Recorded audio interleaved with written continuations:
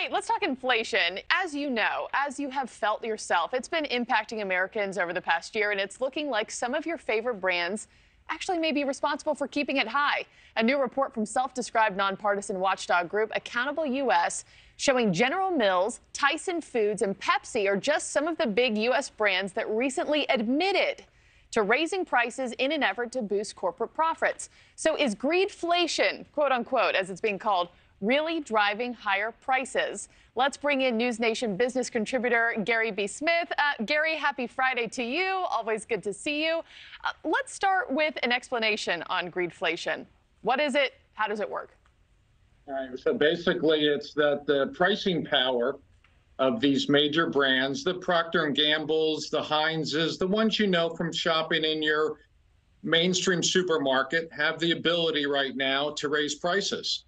And that is partly due to inflation. Now, the good news is because we have a very capitalism-driven economy, unlike a lot of Europe, we are able to combat that. So let me give you an example. In Europe, the inflation is about 8%. Here, it's 4%. Why? Wow. Because, you know, in the past, you just, like when I was growing up, you had one supermarket. It was like A&P or, you know, even going way back, Food Fair. Now, within 2 miles, I have 5 different places Yeah, to you get have choices. Yeah, exactly. I don't know about you, Mark. You probably have never shopped at a Dollar General. But That's false. That is false. I grew up in Ada, Oklahoma, and we went to the Dollar General every time we went to the movie theater. If you wanted candy, you know, treats, we went to the Dollar General. So and you stand corrected. You know, the stick. I stand corrected. I now know a little bit more about your background. But you know, for a large part of America, shopping at a Dollar General, stopping at an Aldi, there was a stigma about it. Now there's not. Yeah. There are now 20,000 Dollar Generals in the U.S.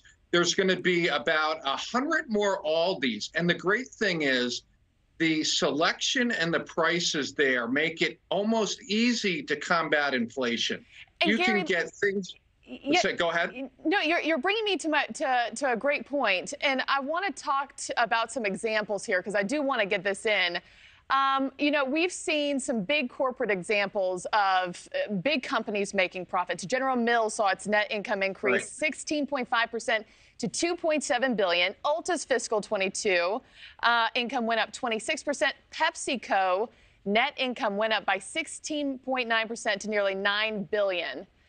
Right. Isn't the point, though, of being a business owner, being in business, to make money? I mean, can you fault these companies? Oh, absolutely not. No. I mean, look, if I'm sitting on the board of any one of those companies, I want to drive as much profits as possible.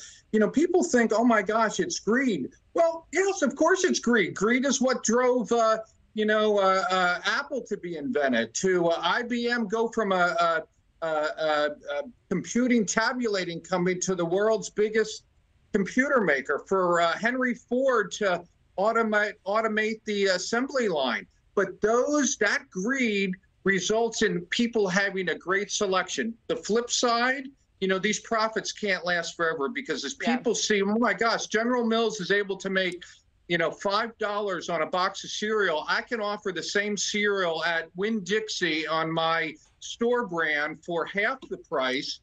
The selection becomes even greater for the American consumer. And you know what? These prices that you're going to see, this pricing power, the profits of the General Mills of the world are going to start to shrink, and you're going to start to see these other brands increase. Gary B. Smith, thank you so much. You and I could go on and on for a long time about this. Thank you for joining on your Friday. Marky, thanks. I just think that a lot of people are trying to make up for the losses over the past few years. I mean, they're not going to lower prices immediately just because interest rates go down, just because the economy is kind of steadying.